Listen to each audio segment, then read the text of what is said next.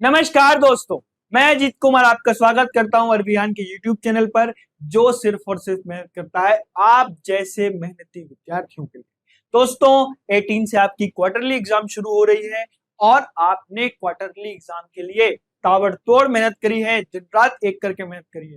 तो बेटा, आपने फिजिक्स, केमिस्ट्री, हिंदी, इंग्लिश और जो है मैथ्स और साथ साथ में बायोलॉजी, जो भी आपका पर्टिकुलर सब्जेक्ट है बेटा, उन सब में आपने बहुत ताबड़तोड़ मेहनत करी है।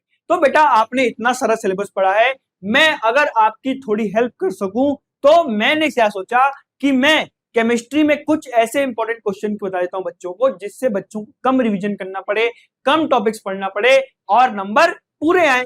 तो मैंने इसी सोच के साथ आपके सामने एक क्वार्टरली एग्जाम के लिए कुछ इंपॉर्टेंट क्वेश्चन लेकर आया हूं और साथ साथ इंपॉर्टेंट क्वेश्चन के साथ साथ मैं आपको कुछ इंपॉर्टेंट टॉपिक्स भी बताऊंगा। तो आप क्या करिएगा बेटा कि इन इंपॉर्टेंट क्वेश्चन को बार बार रिवाइज करिएगा और इंपॉर्टेंट क्वेश्चन के साथ साथ बेटा इंपॉर्टेंट टॉपिक्स के क्वेश्चन है उनको भी आप क्या करिएगा, बार बार रिवाइज करिएगा। जो फॉर्मूले वाले क्वेश्चन है उनमें क्या करिएगा, न्यूमेरिकल प्रैक्टिस जरूर करिएगा, क्योंकि बेटा न्यूमेरिकल प्रैक्टिस करेंगे तो आपको क्या होंगे, नंबर से क्या होगा, बार बार आपका रूबरू होगा, बार बार नंबरों से रूबरू होगा। तो क्या होगा कि जब आप एग्जाम में जाएंगे तो वहां पर आपको कैलकुलेशन करने में दिक्कत नहीं आएगी। बहुत सारे बच्चे मुझसे मिलते हैं सर कि सर मुझे फिजिकल केमिस्ट्री में जो क्वेश्चंस होते हैं उनके आंसर नहीं बनते, ठीक है। इनऑर्गेनिक केमिस्ट्री में मुझे मान लीजिए कि ऑक्सीडेशन स्टेट निकाला, वहां पर वो लग जाते हैं। तो इन सब बातों को जो है इग्नोर करेंगे। कैसे इग्नोर करेंगे, बार बार प्रैक्टिस करेंगे। जब आप बेटा किसी चीज से बार बार प्रैक्टिस करते हैं तो वो आपके सबकॉन्शियस माइंड में चले जाता है, और अगर आप गलत भी कर रहे हैं तो आपका सबकॉन्शियस माइंड आपको याद दिलाता है कि तुम कुछ ना कुछ गलत कर रहे हो, ठीक है। तो इसी तरह आप मेहनत करिए और मैं जो इंपॉर्टेंट टॉपिक बता रहा हूं उनको बार बार रिवाइज करिए और उन क्वेश्चंस को भी बार बार देखिए। तो आइए समझते हैं और देखते हैं कि क्या क्या हमारे पास इंपॉर्टेंट टॉपिक्स और इंपॉर्टेंट क्वेश्चन। तो इंपॉर्टेंट क्वेश्चन के पहले चलने के पहले हम सिलेबस तो देख लें कि हमारा सिलेबस क्या क्या है। सिलेबस में पहले विलयन है, फिर विद्युत रसायन है, डीएनए ब्लॉक के तत्व है, उप सह संयोजन है, हेलो एल्केन, हेलो एरीन और जैव अणु है। ये हमारे टॉपिक्स है बेटा जो हमारे क्वार्टरली एग्जाम में आ रहे हैं इस बार, ठीक है। तो चलिए इन इंपॉर्टेंट टॉपिक्स में बेटा कौन कौन से इंपॉर्टेंट क्वेश्चन बनते हैं। पहला क्वेश्चन बेटा, मोलरता और मोललता की परिभाषा बहुत अति महत्वपूर्ण, क्योंकि बेटा इससे जो है न्यूमेरिकल भी पूछते हैं। क्या पूछते हैं, न्यूमेरिकल भी पूछते हैं। तो बस आप क्या करिए, मोलरता और मोललता की डेफिनेशन तो आपको याद है, तो मैं आपको फॉर्मूला लिख के बताता हूं कि फॉर्मूले जो है वो क्या क्या है इनके। तो पहला फॉर्मूला बेटा मोलैरिटी का है, या बोले तो मोलरता का। मोलरता का फॉर्मूला क्या है दोस्त, कि विलेय का मोल क्या है, विलेय के क्या है, मोल है, और बटे क्या, किसका आयतन, किसका आयतन रखेंगे, आयतन रखेंगे, है ना। और किसका आयतन, विलय का या विलायक का, नहीं विलयन का। किसका, आयतन किसका रखेंगे अपन, विलयन का। तो मैं लिखता हूं विलयन का आयतन, विलयन का आयतन। अब विलयन का आयतन जो अपन रखेंगे, विलयन का जो आयतन रखेंगे किसमें रखेंगे, लीटर्स में। किसमें रखेंगे दोस्त, लीटर्स में रख सकते हैं। आप एमएल में भी रख सकते हैं, मिलीलीटर में रख सकते हैं। जब मिलीलीटर रखेंगे तो ऊपर 1000 से बोले तो 1000 से गुणा कर दीजिएगा। चलिए अब क्या है मोललता, मोललता का फॉर्मूला देख लेते हैं। मोललता का सूत्र क्या है, स्मॉल एम बराबर क्या है, स्मॉल एम बराबर वही विलेय का मोल, विलेय का मोल बटे, विलेय का मोल बटे क्या होगा, माफ करना, विलेय का मोल बटे, अब यहां पर आयतन नहीं आया, क्या आएगा, आयतन नहीं आएगा, क्या आएगा, द्रव्यमान, वो भी किसका, विलायक का, विलायक का द्रव्यमान, है ना। क्या आएगा, विलायक का द्रव्यमान। ये जो है याद रखिएगा कि यहाँ पर क्या आएगा, आयतन आएगा, यहाँ पर क्या आएगा, द्रव्यमान। इस तरह क्या होगा, इसकी जो यूनिट्स हैं वो भी क्या होंगी, बदल जाएंगी। दूसरा क्या है बेटा, आदर्श और अनादर्श विलयन के बीच अंतर। आदर्श और अनादर्श विलयन के बीच का अंतर क्या है बेटा, मैं आपको पता है कि आदर्श विलयन वो होते हैं जो राउट्स लॉ के नियम को क्या करते हैं, पालन करते हैं, लेकिन अनादर्श विलयन वो होते हैं जो राउट्स लॉ के नियम का पालन बिल्कुल नहीं करते। अब जो है नेक्स्ट है डेल्टा एच। बोले तो एंथैल्पी जो चेंज होता है इसमें आदर्श में 0 होता है, अनादर्श में घट या फिर कम कुछ भी हो सकता है, ठीक है। इसमें डेल्टा वी बोले तो आयतन में जो चेंज, बोले तो आयतन में जो बदलाव होता है वो आदर्श में क्या होता है, नहीं होता बिल्कुल भी। डेल्टा वी बोले तो डेल्टा वी मतलब आयतन में बदलाव क्या होगा, 0 होगा, लेकिन अनादर्श में क्या होगा, डेल्टा वी 0 नहीं होगा। ठीक है, अब यहाँ पे नेक्स्ट क्वेश्चन क्या है हमारे पास, वांट ऑफ विलियन समीकरण लिखे। अब देखो दोस्त, यहाँ पर बहुत सारे बच्चे कंफ्यूज हो जाते हैं।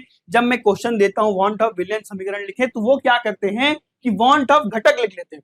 तो वांट ऑफ घटक एक अलग कहानी है, वांट ऑफ विलियन विलियन समीकरण एक अलग कहानी। वांट ऑफ विलियन समीकरण ये बोलता है बेटा कि अगर अगर आप सांद्रता बोले तो इंग्लिश में क्या बोलेंगे, इंग्लिश में कंसंट्रेशन, क्या बोलेंगे, कांस्टेंट रखें। अगर आप सांद्रता को स्थिर रखें, क्या रखें, सांद्रता को स्थिर रखेंगे, तो परासरण दाब जो होता है वो टेम्परेचर बोले तो ताप के डायरेक्टली प्रोपोर्शनल, क्या होता है, ताप के डायरेक्टली प्रोपोर्शनल होता है। ठीक है, अब क्या बोल रहा है, इसकी सहायता से आणविक द्रव्यमान की गणना के लिए प्रयुक्त सूत्र दे। अब जो है दोस्त, जब ये परासरण दाब जो है ताप से क्या है, डायरेक्टली प्रोपोर्शनल है, तो क्या करें, वान टॉप जी ने एक और दिया कि अगर हम ताप को स्थिर रखते हैं, क्या करें, अगर हम ताप को स्थिर रखते हैं, तो ये पहली कंडीशन इसके लिए है। अब दूसरी कंडीशन में यहां लिखता हूं डब्बे के अंदर कि अगर हमने ताप बोले टेम्परेचर को कांस्टेंट रख दिया है ना, टेम्परेचर को क्या करा, कांस्टेंट रख दिया, मिट जा मेरे दोस्त, कांस्टेंट रख दिया दोस्त, तो क्या होगा दोस्त, जो ये परासरण दाब है किसके डायरेक्टली प्रोपोर्शनल हो जाएगा, सी बोले तो सांद्रता के, किसके डायरेक्टली प्रोपोर्शनल हो जाएगा, सांद्रता के। इन दोनों समीकरण को जोड़ दीजिए और जो है वॉन हॉफ का समीकरण ले आइए। चलिए, अब जो है हमने दोनों को जोड़ दिया, तो परासरण दाब किसके डायरेक्टली प्रोपोर्शनल हो गया, टी और सी के। अब जो है डायरेक्टली प्रोपोर्शनल को हटाएंगे और एक स्थिरांक लेकर आएंगे, तो मैं इसको मिटाता हूं और एक स्थिरांक लिखता हूं। चलो, ये हो गया, ये हमने इसको मिटा दिया और हम यहाँ पर एक स्थिरांक लिखते हैं ना, तो डायरेक्टली प्रोपोर्शनल का साइन आएंगे और एक स्थिरांक लेकर आएंगे, उसको हम क्या बोलेंगे, आर, क्या बोलेंगे, आर। और आर क्या है, एक आर जो है गैस स्थिरांक, क्या है, गैस स्थिरांक। और गैस स्थिरांक की जो मान होता है बेटा वो कैसा होता है, कांस्टेंट, बोले तो कांस्टेंट, हमेशा कांस्टेंट रहता है। क्या होता है, आर, आर का जो वैल्यू होती है बेटा वो होती है 0.0821, क्या होती है, 0.0821। चलिए, अब जो है आगे बढ़ते हैं और आगे क्या है कि क्या आप जिंक के पात्र में कॉपर सल्फेट का विलयन रख सकते हैं क्या, बिल्कुल नहीं। क्या है, हम कॉपर सल्फेट को जिंक के पात्र में नहीं सकते। क्यों नहीं रख सकते, क्योंकि यहां पर क्या होगा, विस्थापन अभिक्रिया, क्या होगी, विस्थापन अभिक्रिया।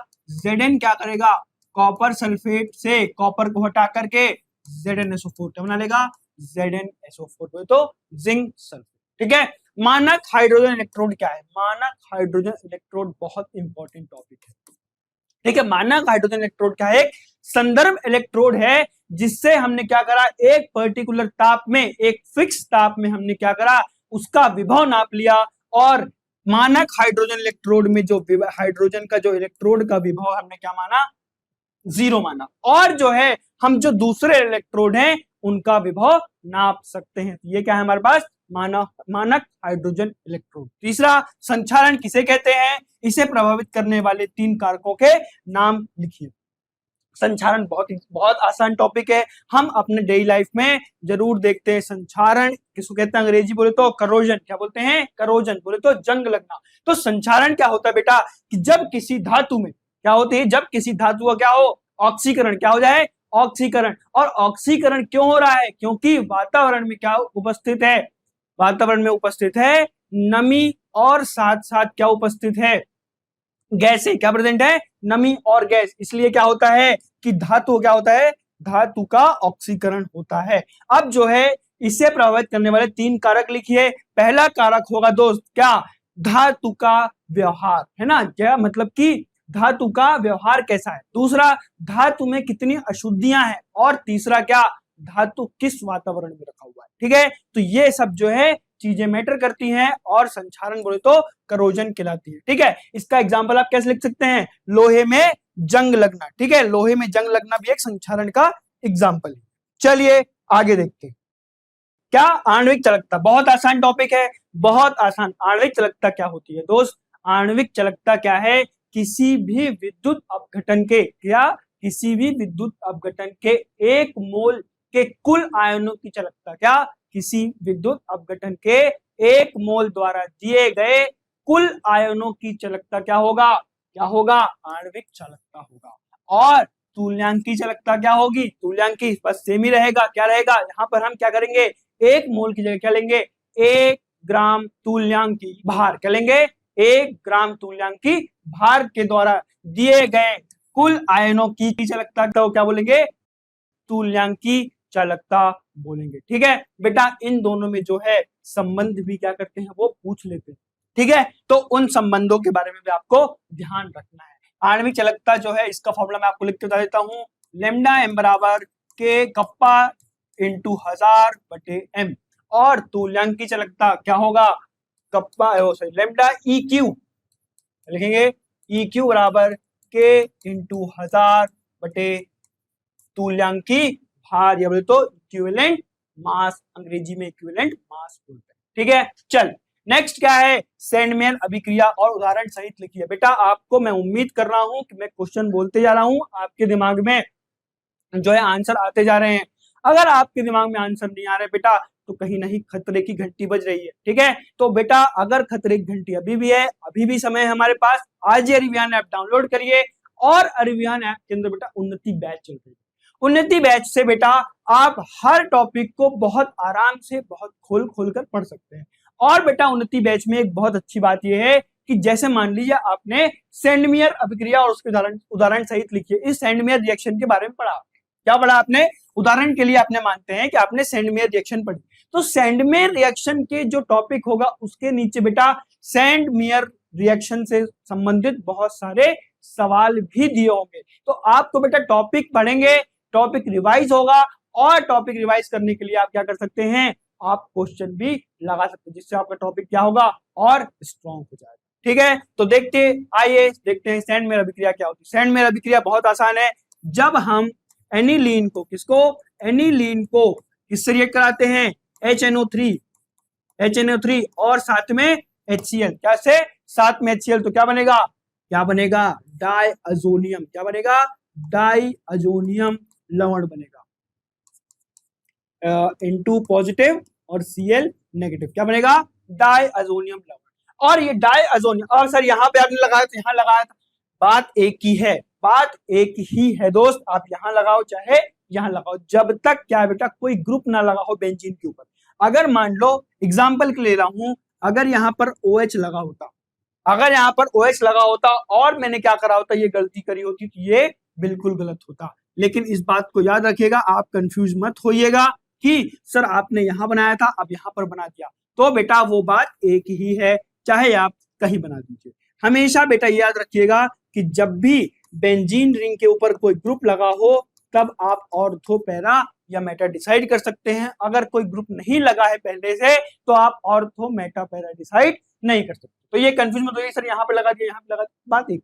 चलिए, अब ये डाइअजोनियम बन गया, इस डाइअजोनियम को मैंने क्या करा, CuCl के साथ रिएक्ट करा दिया, CuCl के साथ, और साथ में एसिडिक मीडियम लेंगे, साथ में एसिडिक मीडियम लेंगे, तो ये क्या बना देगा, क्लोरोबेंजीन, क्या बना देगा, क्लोरोबेंजीन।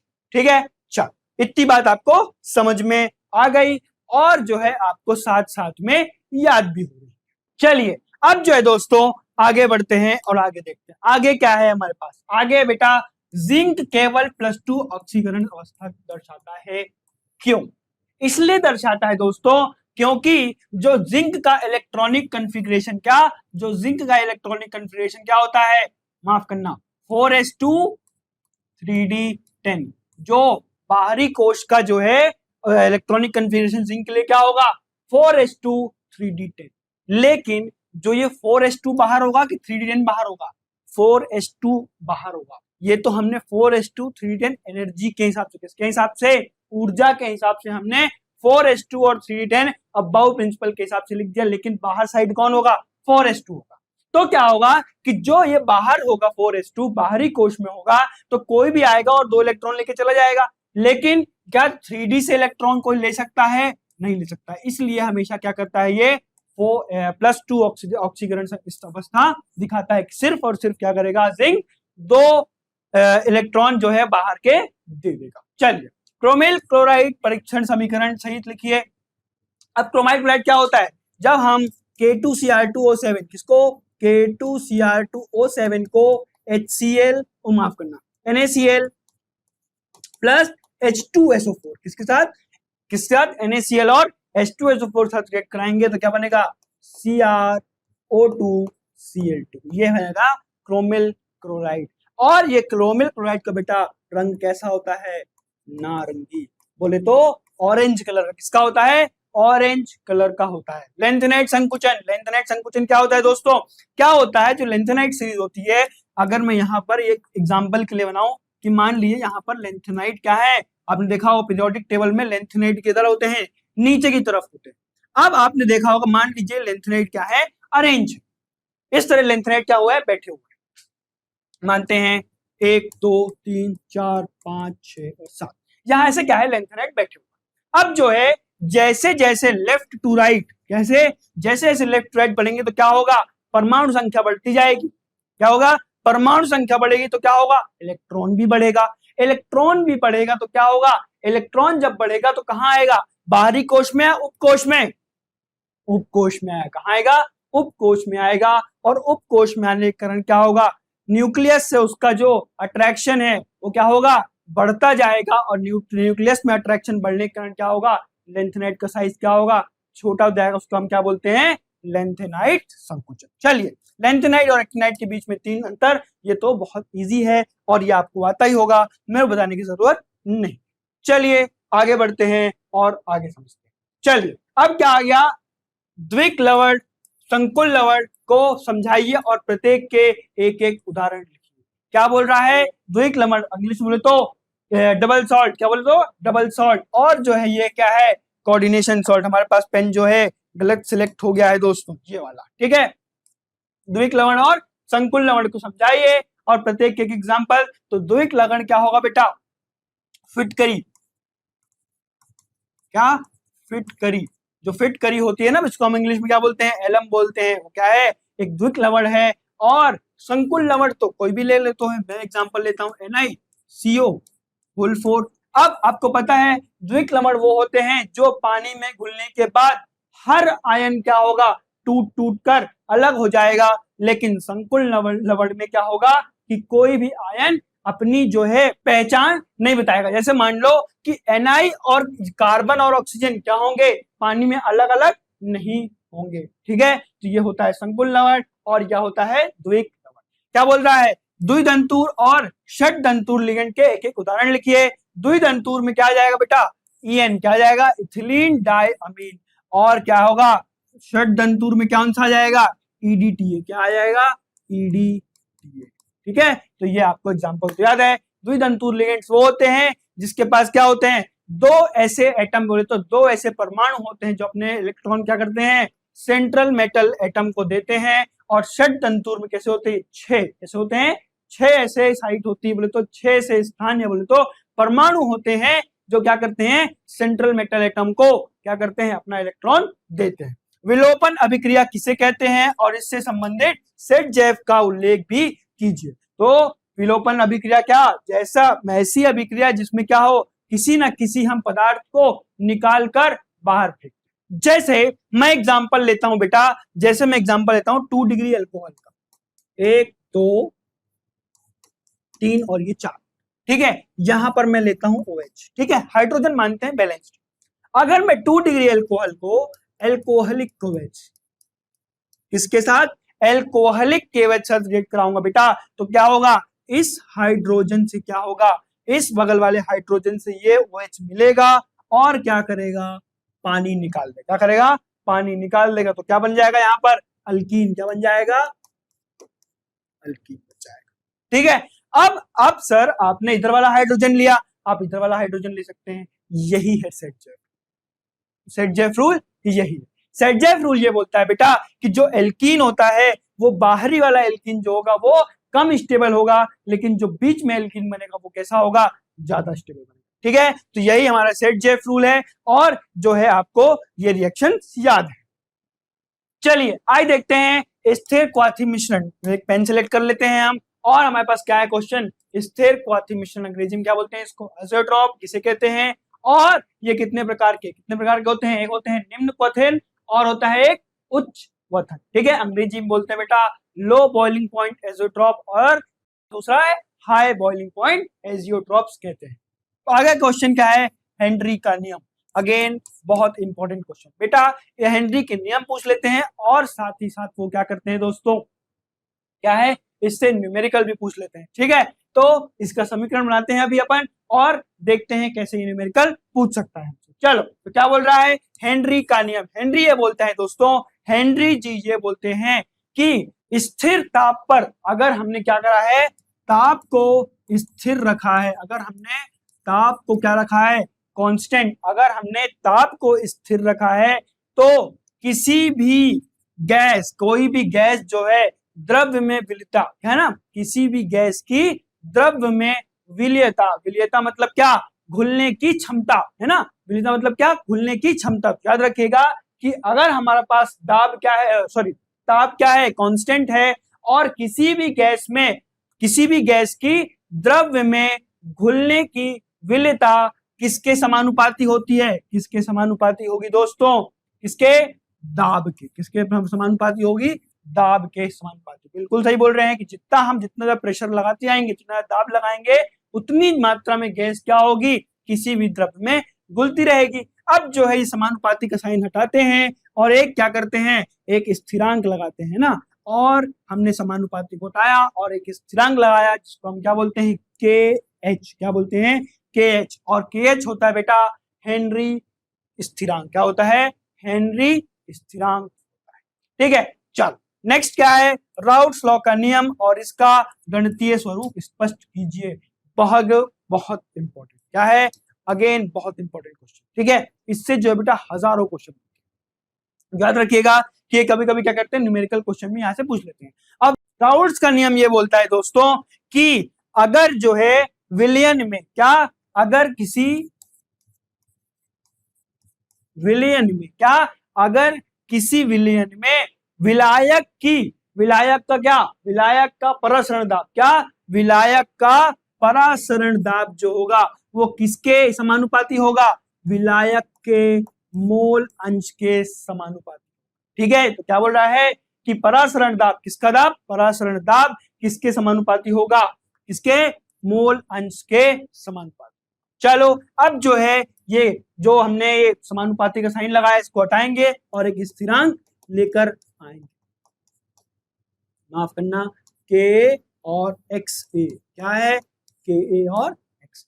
के जो है वो किसके बराबर होता है, के जो है वो क्या होता है, पार्शियल प्रेशर के बराबर होता है। किसके बराबर होता है, पार्शियल प्रेशर के बराबर होता है। अब आपको अगर जानना है कि के पार्शियल प्रेशर के बराबर कैसा है, तो आपको बेटा उन्नति बैच ज्वाइन करना पड़ेगा, क्योंकि उन्नति बैच में बहुत हमने बताया है खोल के कि कैसे के पार्शियल प्रेशर के बोले तो पार्शियल दाब के बराबर होगा। ठीक है, तो इसको मैं यहां डायरेक्ट लिख देता हूं, P is equals to P naught X A. ठीक है, ठीक है, क्या है, P is equals to P naught X A. अब एक्स ए क्या कर सकते हैं, आपको पता है एक्स ए प्लस एक्स बी बराबर 1 होता है कि नहीं होता, तो मैं क्या करता हूं, एक्स ए को 1 माइनस एक्स बी लिख सकता हूं, बिल्कुल लिख सकते हैं। चलो इसको यहां रखते हैं और एक जो है समीकरण बनाते हैं। तो P बराबर P नॉट, क्या, P बराबर P नॉट एक्स ए। अब एक्स की जगह क्या रखना है, 1 माइनस एक्स बी, क्या रखना है, 1 माइनस एक्स बी, माफ करना 1 माइनस एक्स बी। ठीक है, अब जो है इसको अंदर मल्टीप्लाई कर सकते हैं, तो P is equals to P not minus P not x b. क्या हो गया, P बराबर P not minus x b. और यही बेटा क्या है, यही क्या है, आपका राउट्स लॉ का नियम है और यही राउट्स लॉ का समीकरण। ठीक है, इतनी बातें आपको समझ में आई। ठीक है, अब जो है आप इसको और सॉल्व करते हैं, इधर ले आइए और P को इधर ले आइए और इस तरह आप इसको और सॉल्व करके आपको आपने एक और चीज देखी होगी, कॉलिगेटिव प्रॉपर्टी बोले तो अनुसंख्यक गुणधर्म, बेटा आपने राउट्स लॉ के बारे में पढ़ा। ठीक है, चलो, अरे वाह, ये देखो विलयन में अणुसंख्यक गुणधर्म का सवाल ही आ गया। ठीक है, कि अणुसंख्यक गुणधर्म क्या होते हैं, अणुसंख्यक गुणधर्म में विलयन किसकी, अणुसंख्यक गुणधर्म क्या होते हैं, विलयन की क्या होते हैं, एक भौतिक गुणधर्म। क्या होता है, एक भौतिक गुणधर्म होता है जो किस पे समानुपाती होता है ना, किसके समानुपाती होता है, विलय के कणों के। किसमें होता है, विलय में जो उपस्थित कण होते हैं क्या होते हैं, विलय के जो उपस्थित कण होते हैं उस पे क्या होता है, समानुपाती बोले तो निर्भर करता है। ठीक है, चलो नेक्स्ट क्या है हमारे पास, निम्न को परिभाषित करिए, हिमांक में अवनमन और क्वथनांक में उपनयन। ठीक है, तो ये आपको बहुत अच्छी तरीके से याद है। हिमांक में अवनमन क्या होता है कि अगर मान लीजिए पानी जो है वो क्या हो रहा है, 0 डिग्री सेल्सियस, इसमें 0 डिग्री सेल्सियस में अगर जम रहा है और मैंने क्या किया कि 1 ग्राम नमक, क्या किया, अगर पानी में 1 ग्राम नमक मिला दिया है तो क्या होगा, अब पानी जो है वो हो सकता है -1 डिग्री सेल्सियस में जमे। कहाँ जमे, -1 डिग्री सेल्सियस में। तो -1 बड़ा है या 0 बड़ा है, 0 बड़ा है सर। तो क्या हुआ, जो पानी कम टेम्परेचर में जम गया। ठीक है, चल क्वथनांक में उपनयन क्या होगा, है ना, जैसे मान लो अगेन वही पानी अगर मान लो 100 डिग्री सेल्सियस में, किसमें, 100 डिग्री सेल्सियस में अगर उबल रहा है, तो अगर मैं इसमें 1 ग्राम नमक क्या करता हूं, 1 ग्राम अगर मैंने नमक मिला दिया तो हो सकता है अब पानी 101.1 डिग्री सेल्सियस में उबले। ठीक है, तो ये क्या हो गया, क्वथनांक में उपनयन। ठीक है, चलो अब जो है आगे बढ़ते हैं और देखते हैं क्या है, सेल स्थिरांक किसे कहते हैं, और विशिष्ट चालकता और सेल स्थिरांक के बीच में एक संबंध विकसित कीजिए। बड़ा आसान है। सेल स्थिरांक क्या होता है, सेल स्थिरांक जैसे मान लो एक हमारे पास ये सेल में लगे हैं 2 इलेक्ट्रोड और इन दोनों इलेक्ट्रोड के बीच की दूरी है L, तो सेल स्थिरांक हो जाएगा x बराबर, सेल स्थिरांक को x से डिनोट करते हैं बेटा, x बराबर L बटे अब किसी एक इलेक्ट्रोड का क्षेत्रफल, क्या, किसी एक इलेक्ट्रोड का क्षेत्रफल, तो ये हो गया क्षेत्रफल। इसी के अनुपात को क्या, 2 इलेक्ट्रोड के बीच की दूरी और किसी एक इलेक्ट्रोड का क्षेत्रफल को क्या बोलेंगे बेटा, के क्षेत्रफल के अनुपात को क्या बोलेंगे, सेल स्थिरांक। अब सेल स्थिरांक और विशिष्ट चालकता में संबंध तो आपको पता ही है, मैं आपको बता देता हूं, R इज इक्वल टू होता है रो L बटे ए। रो L बटे ए को मैं क्या करता हूं, x लिख लेता हूं। अब जो है मैं क्या करता हूं, इसको R और रो पे चेंज कर देता हूं, तो यहां हो जाएगा 1 बटे रो और ये हो जाएगा x बटे R। 1 बटे रो होता है बेटा क्या, कापा या बोले तो विशिष्ट चालकता, और होता है x बटे R, और x आपको पता है क्या होता है, L बटे A इंटू R, माफ करना L बटे इंटू 1 बाय R। तो ये हमने विशिष्ट चालकता और क्या कहते हैं सेल स्थिरांक के बीच में क्या कर दिया, संबंध बता दिया। कोलरॉस लॉ का नियम और इसके दो अनुप्रयोग, ये भी बहुत आसान है, बहुत ही ज्यादा आसान है। तो बेटा आप क्या करिए, कोलरॉस लॉ के नियम का और जो है कोलरॉस लॉ, माफ करना कोलरॉस लॉ जो है उसका फॉर्मूले को भी बेटा बहुत ध्यान से देखिएगा, क्योंकि बेटा कोलरॉस लॉ से क्वेश्चन पाएगा या चाहे वो न्यूमेरिकल आ जाए या फिर चाहे वो क्या हो जाए, आपसे डायरेक्ट फॉर्मूला पूछ ले। नेक्स्ट क्या बोल रहा है, रीमर-टीमर अभिक्रिया के बारे में समझाइए। रीमर-टीमर अभिक्रिया क्या होती है, जब हम किसी फिनॉल को किससे रिएक्ट कराते हैं, क्लोरोफॉर्म किससे रिएक्ट कराएंगे, क्लोरोफॉर्म CHCl3, और कौन सा मीडियम रखेंगे, कौन सा मीडियम, बेसिक मीडियम। कौन सा मीडियम रखेंगे, बेसिक मीडियम, तो क्षारीय मीडियम रखेंगे, तो क्या होगा दोस्तों, क्या होगा, सैलिसैल्डिहाइड बनेगा। क्या बनेगा, सैलिसैल्डिहाइड, और ये हमारा C डबल बॉन्ड O, और ये हमारा क्या बन गया, सैलिसैल्डिहाइड। डी ब्लॉक और एफ ब्लॉक के तत्वों के बीच के 4 मुख्य अंतर लिखिए। ये बात याद रखिए बेटा कि ये 3 मार्क्स का क्वेश्चन है और मैं 4 लिखने का बोल रहा हूँ। इसलिए बोलता हूँ बेटा, हमेशा मैं बच्चों को बोलता हूँ कि जब भी हमेशा जो है जितने मार्क्स का है तो एक ऊपर लिखो। जैसे 3 मार्क्स का क्वेश्चन है 4 पॉइंट लिख दो, 4 मार्क्स का क्वेश्चन है 5 लिख दो, 2 मार्क्स का है तो 3 लिख दो। इसलिए लिख दो बेटा क्योंकि अगर मान लो आपका 1 पॉइंट गलत हो गया तो मास्टर क्या करेगा, किसी 2 पॉइंट को सही मानकर आपको पूरे के पूरे नंबर दे दे। ठीक है, संयोजकता बंध सिद्धांत के आधार पर ZnNH3 का होल ट्राइस और +2 की रचना को समझाइए। अब जो है क्या करना है, इस क्वेश्चन को आप इस क्वेश्चन को सॉल्व करना और बेटा मुझे कमेंट सेक्शन में इसका आंसर लिख के देना, तो मुझे समझ में आ जाएगा कि आपकी तैयारी बहुत जोर शोर से चल रही है। क्या करना है, पहले Zn की ऑक्सीडेशन स्टेट बोले तो ऑक्सीकरण संख्या निकालना। ऑक्सीकरण संख्या क्या होगी इसकी, +2, क्योंकि NH3 का जो है वो क्या होगा, 0 होगा, तो ये +2 इसके ऊपर जाएगा। तो ये हमने निकाल लिया। अब क्या करोगे, Zn का इलेक्ट्रॉनिक कॉन्फ़िगरेशन लिखोगे, 2 ऑक्सीजन उड़ाओगे, और NH3 कैसा लिगेंड है, स्ट्रॉन्ग या वीक फील्ड लिगेंड है, सर स्ट्रॉन्ग लिगेंड। कैसा है, स्ट्रॉन्ग लिगेंड है। तो क्या करेगा, इसके साथ क्या करेगा, इलेक्ट्रॉन की क्या करेगा, पेयरिंग करा देगा। इलेक्ट्रॉन की पेयरिंग करने के बाद आप मुझे क्या करिएगा, इसके संयोजकत्व के बारे में कमेंट्स में बताइएगा, तो मुझे चलेगा। नेक्स्ट क्या है बेटा, बहुत इंपॉर्टेंट सवाल, एक क्वेश्चन तो रखा ही रखा है, मान के चलो एक क्वेश्चन तो रखा ही रखा है। इसमें दो प्रकार के क्वेश्चन बन सकते हैं। अब हो सकता है कि वो कंपाउंड बदल दे, हो सकता है वो यौगिक बदल दे, लेकिन IUPAC से एक क्वेश्चन आएगा ही आएगा। हो सकता है इन चार में से कोई और सवाल आ जाए, या हो सकता है तुम्हारी किस्मत अच्छी हो तो यही चार आ जाए, आएगा नहीं आया तो सॉरी तीन, यही तीन आ जाए। ठीक है, तो याद रखना है कि IUPAC स्ट्रॉन्ग करके जानिए। तो हो सकता है यहाँ पर कि वो आपको नाम लिख दे, और हो सकता है वो क्या कर दे, स्ट्रक्चर बना दे। अभी तो यहाँ बस मैं आपको नाम लिखने दिखाता सिखाता हूं, एक क्वेश्चन का नाम लिख लेते हैं, दो क्वेश्चन आप खुद से प्रैक्टिस कर ले। चलिए, अब जो है इसको, इस यौगिक को हम तोड़ते हैं। इस यौगिक को तोड़ेंगे दोस्तों, तो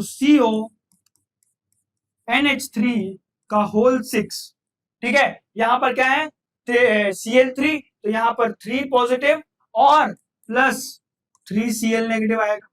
अब देखो, इस जो है कोऑर्डिनेशन कंपाउंड बोले तो इस कोऑर्डिनेशन स्फीयर के अंदर क्या आया, +3 चार्ज आया। अब आपको पवित्र बता क्या, NH3 0 होता है, तो ये +3 चार्ज इसके पास, +3 चार्ज इसके पास आया। अब क्या करते हैं, अब ये करते हैं दोस्तों कि इसका नाम लिखते हैं। नाम लिखने सबसे पहले किसका नाम लिखेंगे, लिगेंड का। किसका नाम लिखेंगे, लिगेंड का नाम लिखेंगे। तो कितने हैं, 6, तो क्या लिखेंगे, हेक्सा। क्या लिखेंगे, हेक्सा। अब ये क्या है, अमाइन। क्या है ये, अमाइन। तो हेक्सा अमाइन। क्या लिखेंगे, हेक्सा अमाइन। अब देखो ये क्या है, ये जो स्फीयर है कैसे, कैसे चार्ज है, इस पे पॉजिटिव चार्ज। कितना चार्ज है, पॉजिटिव चार्ज। तो मेटल जो है, जो यहाँ पर धातु है, उसका हम नाम वैसा का वैसा ही लिख देंगे। तो यहाँ पर क्या लिख देंगे, कोबाल्ट।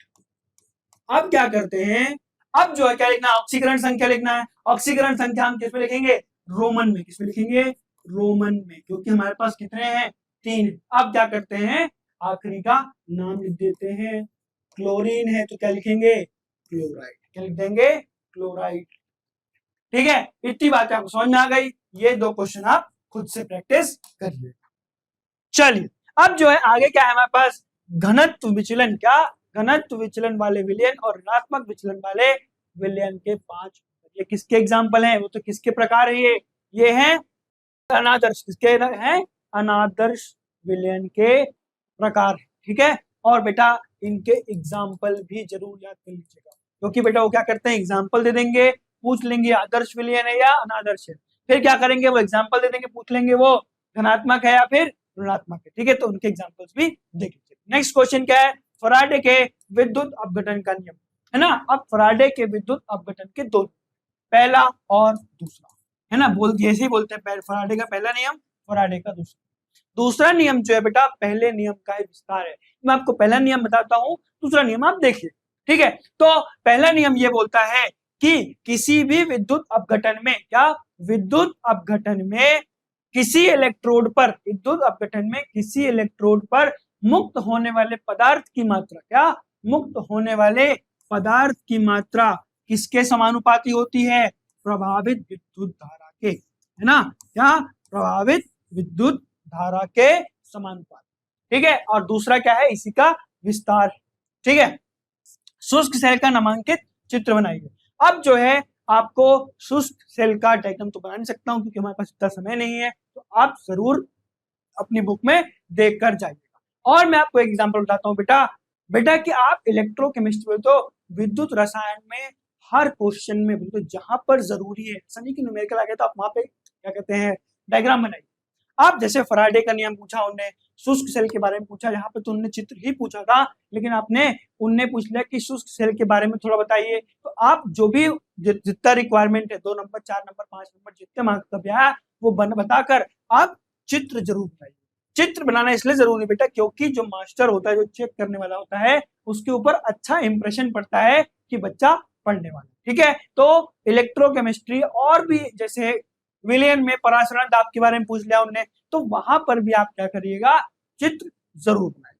चलिए आगे बढ़ते हैं और आगे समझते हैं आगे कौन कौन सवाल है। आगे क्या है हमारे पास, एकल इलेक्ट्रोड विभव के नर्नस समीकरण व्यक्त कीजिए। अब जो है आपसे क्या पूछा है, नर्नस इक्वेशन का डेरिवेशन पूछा है। ठीक है, अब हमारे समय नहीं है, नर्नस इक्वेशन डेरिवेशन तो नहीं करवा सकता मैं। अगर आपको नर्नस इक्वेशन का डेरिवेशन देखना है तो अरबियान ऐप डाउनलोड करिए, उसके अंदर चल रहा है बेटा उन्नति बैच। उन्नति बैच में आप सर्च कर जाएंगे, वहां पर सर्च करेंगे इलेक्ट्रोकेमिस्ट्री और वहां पर आपको नर्नस इक्वेशन की बहुत इन डेप्थ डेरिवेशन मिल जाएगा। बस मैं आपको यहाँ पर इसका समीकरण बताता हूँ, ई सेल बराबर ई नॉट माइनस 0.06। अब क्या करते हैं, 0.059 भी लिखा होगा तो मैं उसको क्या करता हूँ, सिंपल फॉर्म बदल दिया हूँ और 0.06 लिख दिया हूँ बटे एन लॉग क्यू।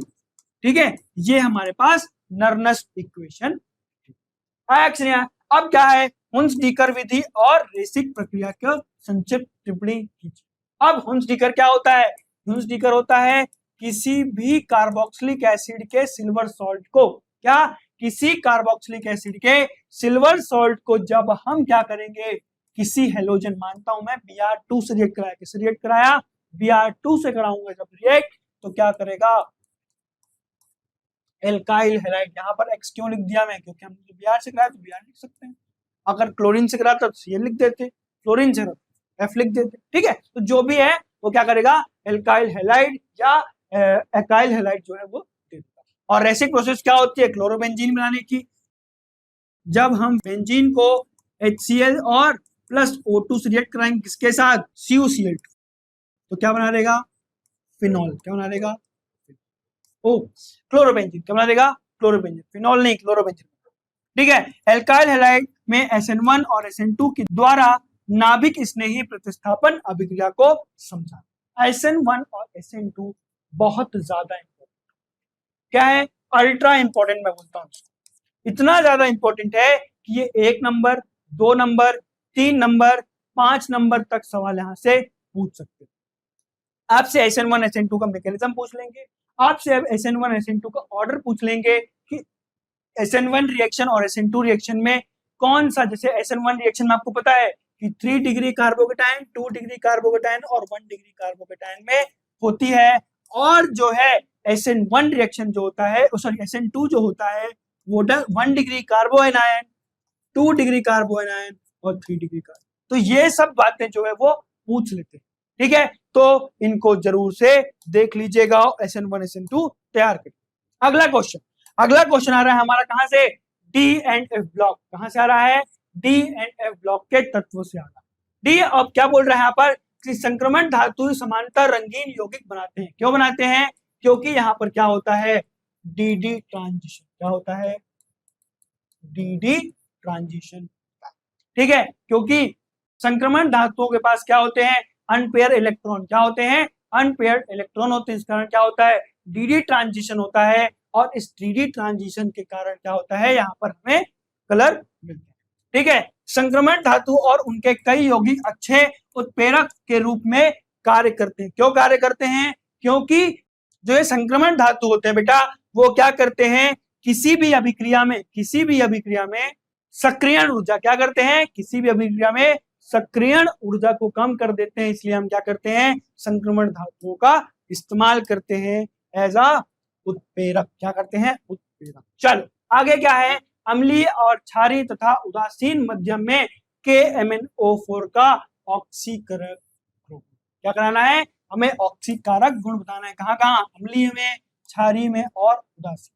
ठीक है, तो अम्लीय में जो होता है, जब इसका ऑक्सीकरण कराएंगे तो Mn2 पॉजिटिव क्या बनाएगा, Mn2 पॉजिटिव, और क्षारीय और उदासीन में क्या बनाएगा, MnO2 क्या बनाएगा, Mn।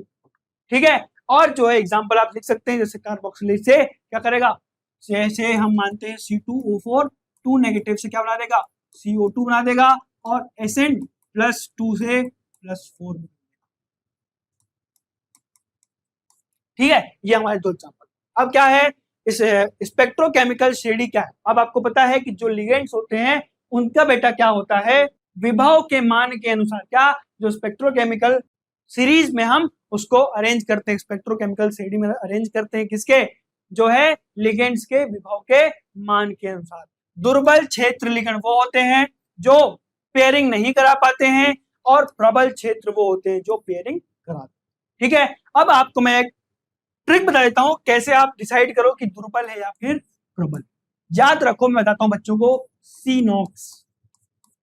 क्या रखोगे, सीनॉक्स। क्या रखोगे, सीनॉक्स। सीनॉक्स मतलब क्या सर, सी मतलब कार्बन, एन मतलब नाइट्रोजन, नाइट्रोजन, ओ मतलब ऑक्सीजन, और एक्स मतलब हाइड्रोजन। ठीक है, क्या रखोगे, सीनॉक्स। क्या, कार्बन, नाइट्रोजन, ऑक्सीजन। अब याद रखना कि जिस लिगेंड में कार्बन और नाइट्रोजन अपने इलेक्ट्रॉन सेंट्रल मेटल एटम को देंगे तो क्या होंगे, वो स्ट्रांग होंगे, बोले तो प्रबल क्षेत्रीय होंगे, और जिसमें ऑक्सीजन और हेलोजन होंगे उसमें क्या होगा, दुर्बल क्षेत्रीय। ठीक है, ये बेटा ये हमारे इंपॉर्टेंट क्वेश्चन थे, और जो है आपको इन सारे इंपॉर्टेंट क्वेश्चन को बहुत अच्छी तरीके से याद रखना है, और जो है बहुत ध्यान पूर्वक पढ़ाई करनी है, और जो है पर्टिकुलर तो हर दिन आपको नोट्स रिवाइज करना है। अगर आप प्रॉपर से नोट्स रिवाइज करेंगे, अपने कलम को चलाएंगे, और जो है न्यूमेरिकल सॉल्व करेंगे, मैं आपको गारंटी दे रहा हूं कि आपके फुल में से फुल मार्क्स। और अगर मैं बताना चाहूं कि अगर किसी टॉपिक में कठिनाई आ रही है तो अरिविहान ऐप डाउनलोड करिए, वहां पर उन्नति बैच।